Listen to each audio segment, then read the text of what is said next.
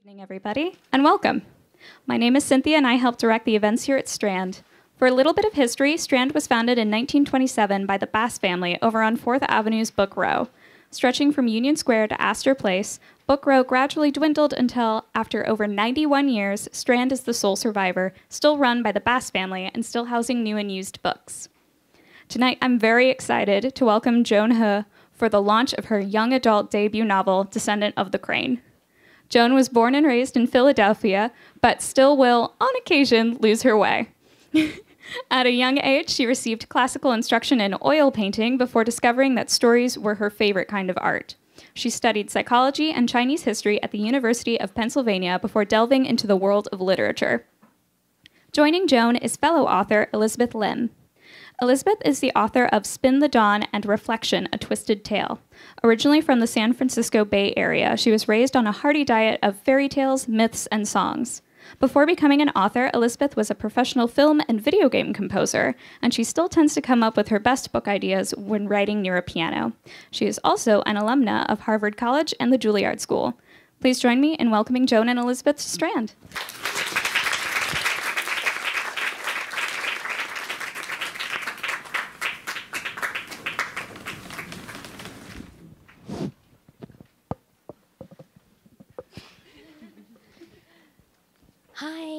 Hi. Thank you so much for coming. Yeah, I'm so grateful to be joined here with Elizabeth Lim, who is the author of many amazing Asian fantasies. And yeah. I'm so honored to be celebrating the launch of Joan's book with you all today, Descendant of the Crane. It's such a luminous Chinese fantasy that you all need to read. So Joan and I talked a little bit about how we would launch her book today, and first of all, I picked up my copy this morning, and I wanted to share with you all, if you haven't gotten yours yet, the character cards that came with the book. Okay, I'm having a little bit of difficulty, but I've seen these all online for the past few months, and I've just been waiting to get my own, and finally I have them. I'm still missing one, which I'm going to pick up later, but let's all take a moment to just admire Joan's art. I can't believe that she painted them all by herself. Do you want to talk a little bit about your background in art?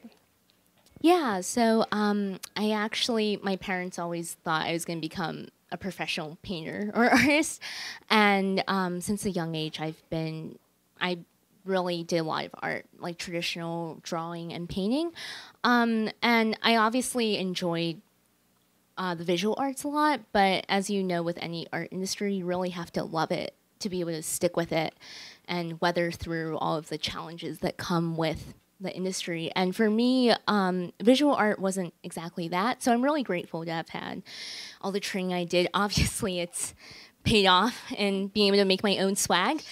But yeah, writing was really the thing that I found myself doing even when no one was watching, even when there was no validation or immediate reward. And yeah, I'm so lucky to be able to sit here as a writer and also an artist too. And I know, Liz, you also didn't have your start immediately in the writing, the literary arts. You also started a different kind of art. Yeah. So I guess my art was music. I actually never expected to become an author. I trained from a really early age to become a classical musician. I wanted to be a film composer more than anything. But then as I was studying music, I would write stories to just engage with music a little bit more and to make practicing a little bit more fun and improvising at the piano. And through that, I started to realize that I really enjoyed writing as well. How did you come about? How did you find yourself as a writer? It was actually when I sort of realized that maybe professional visual arts wasn't my thing, that I kind of leaned onto fan fiction for a source of emotional support. I watched Spirited Away when I was in middle school, and I absolutely loved that movie. And it ended up leading me to write a 140,000 word piece of Spirited Away fan fiction. And that's when I realized I really love writing, and if I can write something that long that is based on someone else's world, then why not create something that's my own original work? Because the length was clear. I was able to do that. So that's how I got started. I got started in writing. Yeah. I started out with some fan fiction too, although I have to say Spirited Away has one of my absolute favorite soundtracks. I listen to it all the time. But mine was more in elementary school. I started out with Sweet Valley, and in middle school I delved into Sailor Moon. So touching on some anyway, some Japanese culture.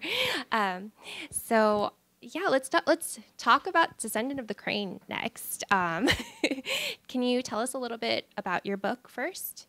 Okay. Yeah. It's, well, a Chinese-inspired fantasy, obviously, from the cover you can tell.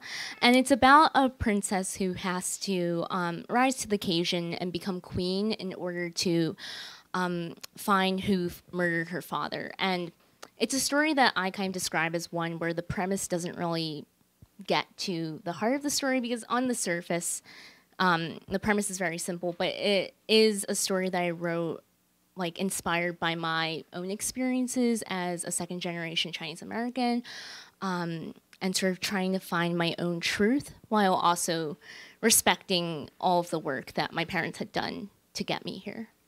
And just talking to you a little bit these past few weeks about your process for writing Descendant of the Crane, you'd mentioned that you started writing it many years ago. Can you tell us a little bit about the changes you've made over the years? Like, how did it start? Oh, there have been many changes. Some of you in the audience might have read the book when it was titled Hesperia. So I started writing the book in late 2013 when I was a senior in high school. And at that time, honestly, the book was titled Hesperia, and it was a half Chinese, half Rome world. Just because there wasn't really really diverse books at that point, there wasn't really any Chinese fantasy that I saw. The only one on the market was written by a best-selling white author. And so I didn't think that a fully Chinese world would be palatable to my audience, so I sort of diluted it.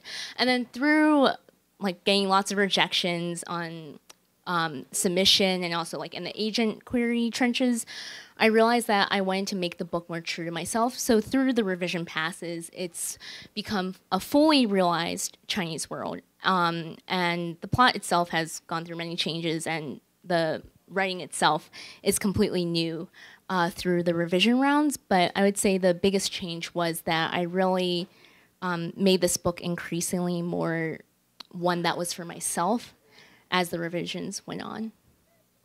Yeah, growing up, that was something that I craved, just going to bookstores and seeing more like Chinese-inspired fantasies and Chinese-inspired books out there. So I'm really glad that you did, and I think readers will be very happy to read it.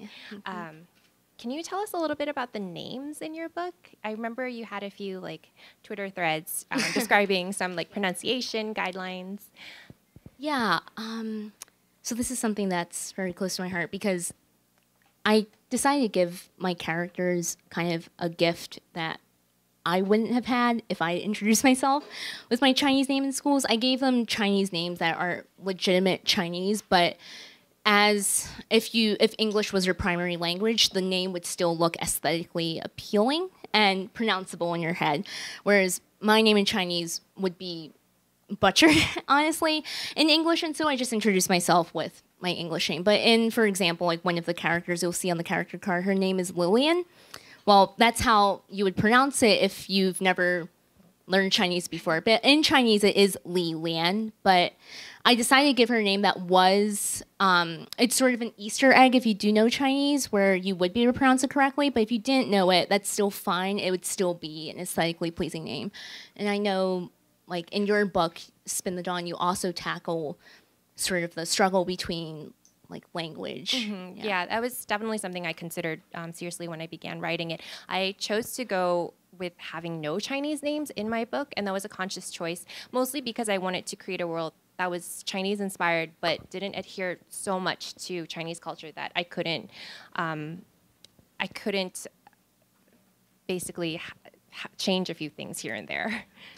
Yeah, and I think because there is so little representation still, that when people see our books, maybe they think like, oh, this is like an educational piece on Chinese history, when in reality, like, we get to play with our worlds as much as like anyone else writing in a non-Chinese world. So we're not trying to educate Right, like on the exactly. history in our worlds, or in our books, it's us having our own playground, even if the playground itself is not familiar. Mm-hmm.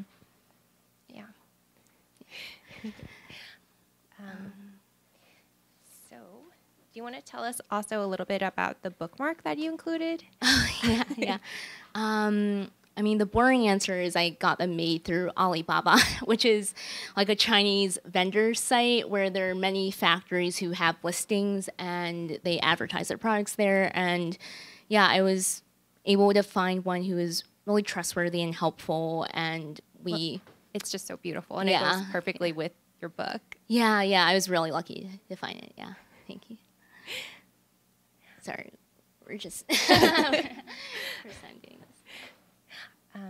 Do you want to take some questions from the audience? Yeah, sure. So, we're happy to answer any questions about either Descendant or Liz's books, Reflection, A Twisted Tale, or her upcoming book, Spin the Dawn, which is coming out July, right? 2019. July. Yeah, so soon. So, questions? Anything? Oh, there's one in the back. Oh, okay. Yes. Oh, sure. So I was wondering how you navigate writing a Chinese-inspired fantasy when you know that only a portion of your readers might get some of those Easter eggs. Like, how do you walk that line between writing for one audience and writing for a different audience at the same time? So do you want me to start? Go ahead. So I guess for me, first and foremost, my goal is just to create an engaging story. So I guess story is the one thing that I think is sort of universal, even throughout the different cultures. And so writing that engaging story, having characters who do face struggles that are relatable is something that it's how I try to bridge that gap, even if the world itself and the language and everything is different.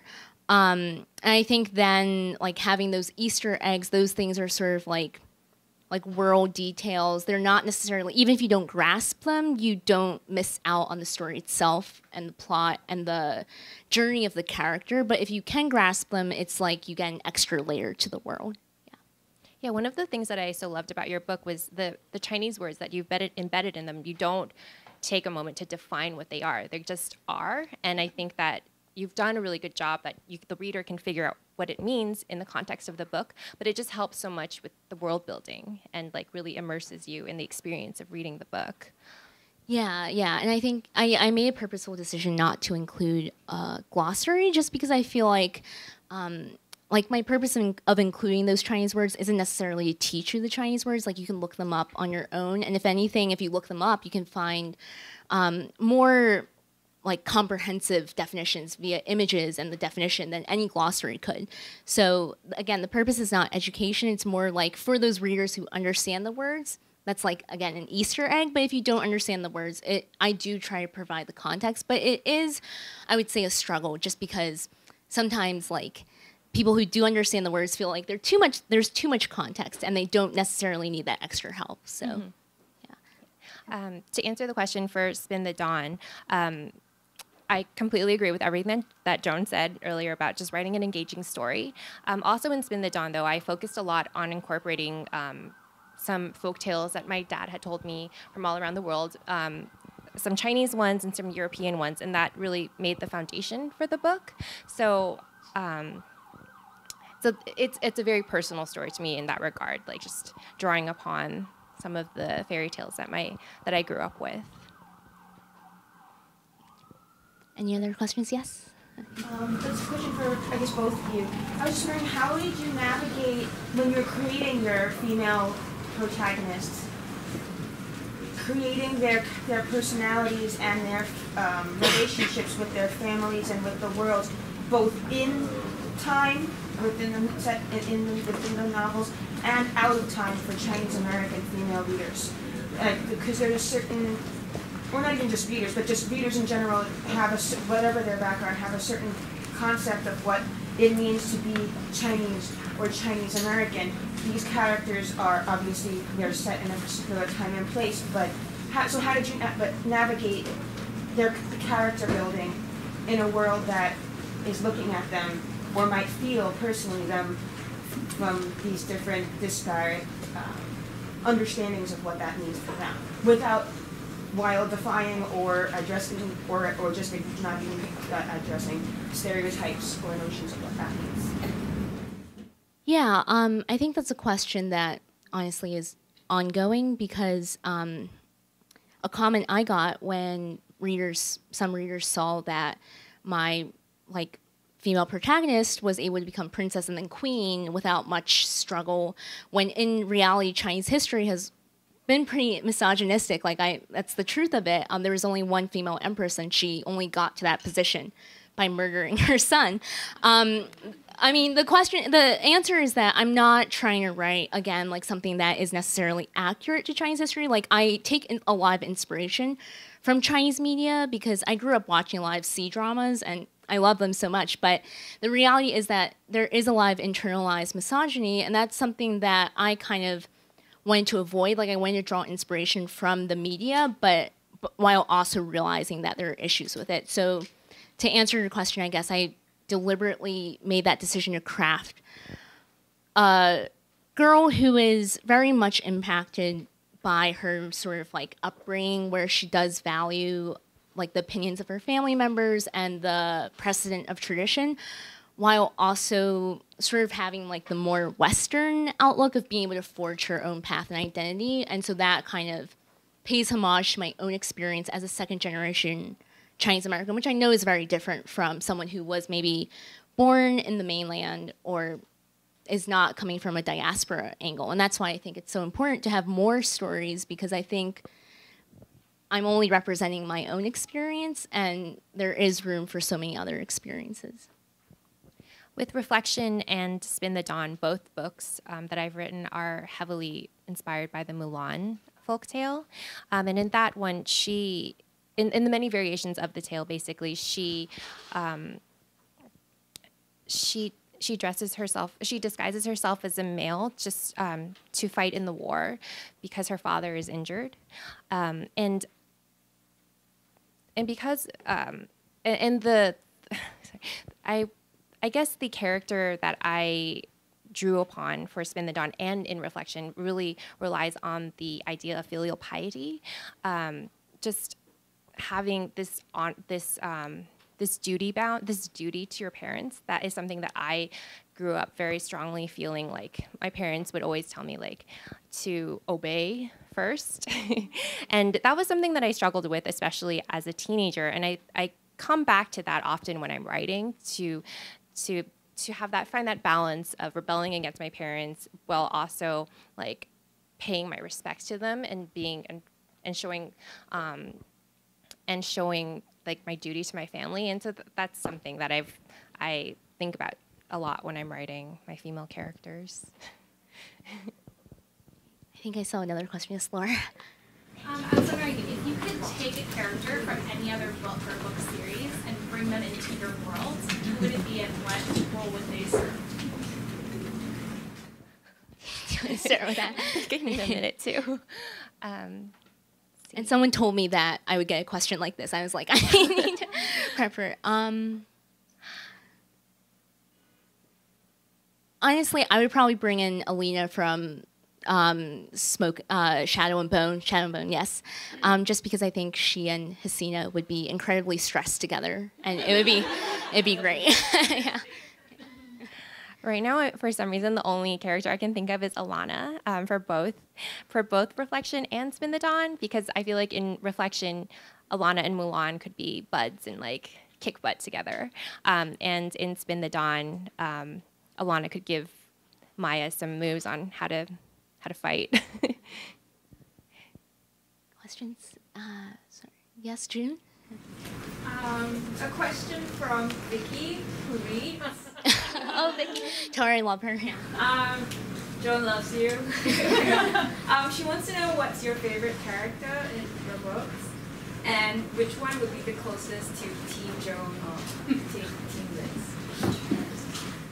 My least favorite is Hesina, and she's also the closest to me, so I don't know what that says about me, but yeah. Sorry, my favorite would be anyone but Hesina. Honestly, probably an Akira or a tie-in just because I feel like Akira would bring less stress to my life and help me figure out problems. A tie-in is just like a guiding, calm presence. Yeah.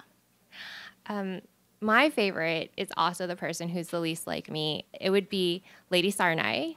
And without giving too much away, she's a very unlikable character who who I really like because it was just a lot of fun to write her.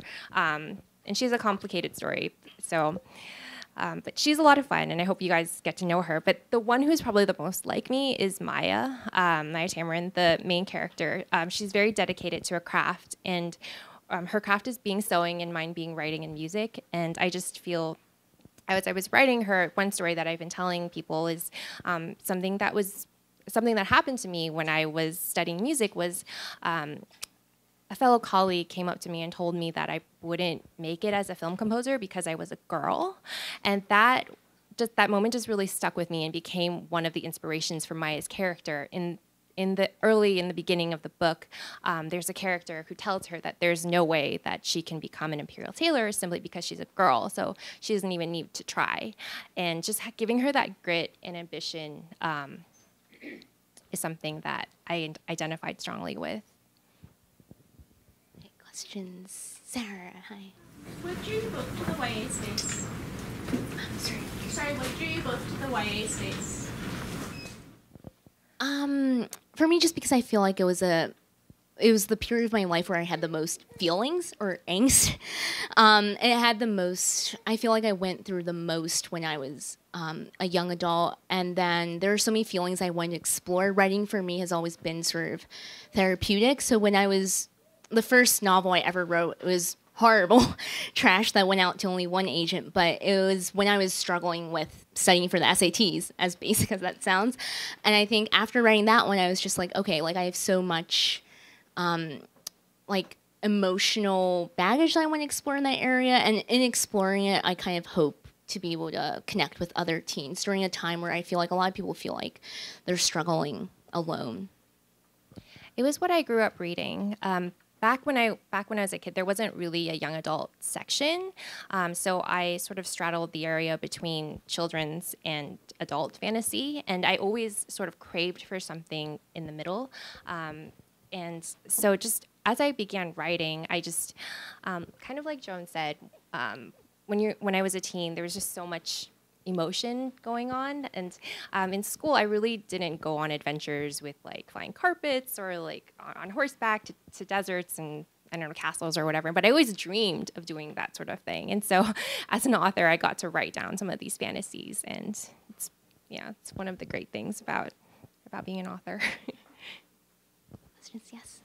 This question's for the both of you. If you guys were characters in your own stories, what would your role be? And on a scale from 1 to 10, how likely are you to survive to the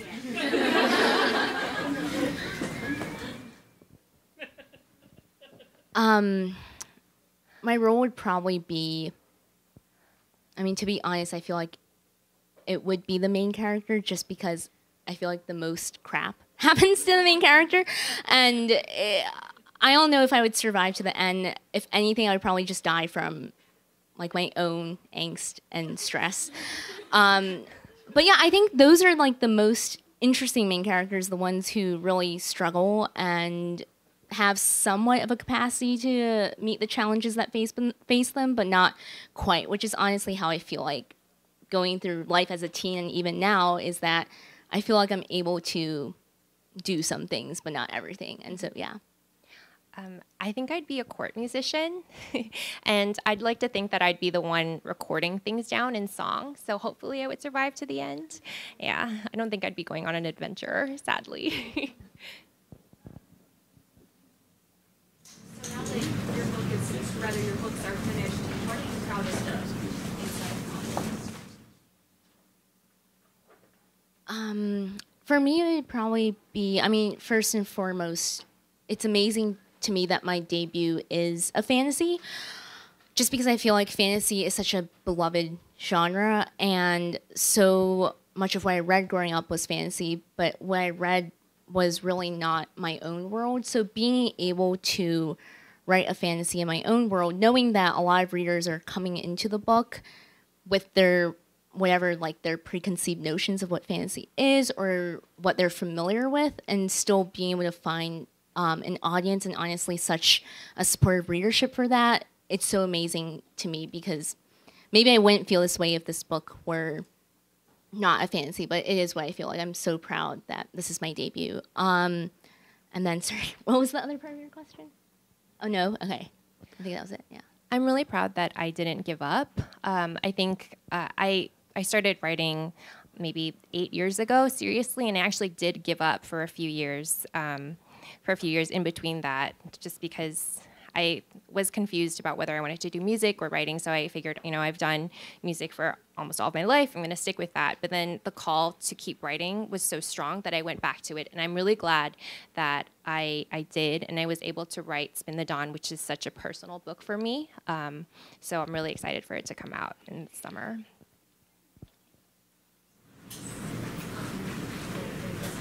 Without giving too much away,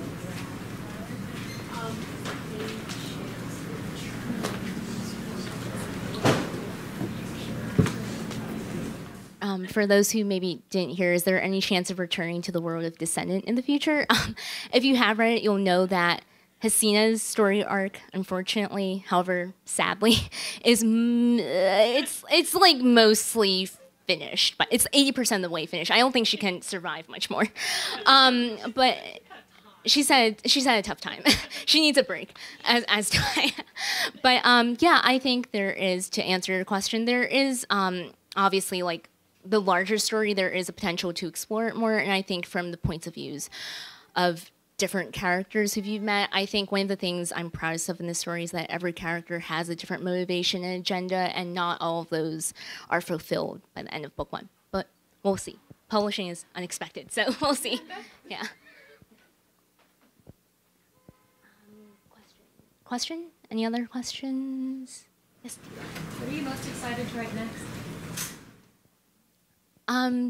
So I'm really excited about the next book I have coming up, which is The Ones We're Meant to Find. It's a young adult science fiction and light science fiction with a twist. As you will know if you've read Descendant, I love my twists.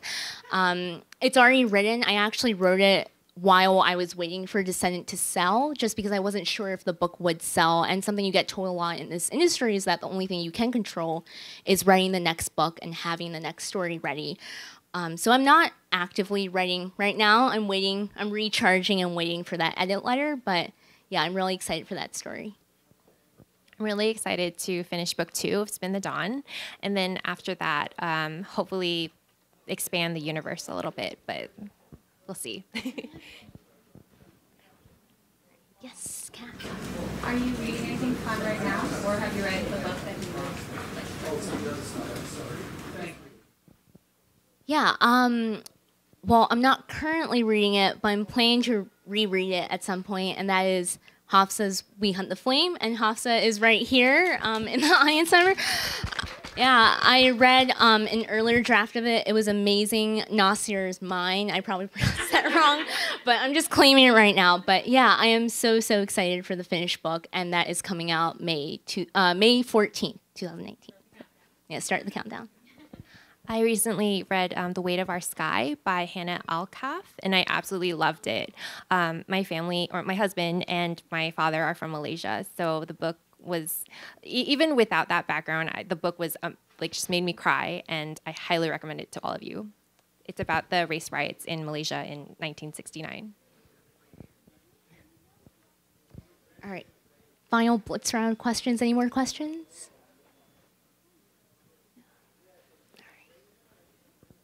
All right. Well, oh, sorry. Yes, one there, Swati. So, fun one. What Hogwarts house are you in? I want to say Ravenclaw, but people disagree because apparently I don't like learning. But I mean, college was fine, but some people say, yeah, I don't know. I guess I'm fine with whatever people sort me in, but I would like to think I'm a Ravenclaw. So I would also go with Ravenclaw. Yeah. Yeah. last chance for questions.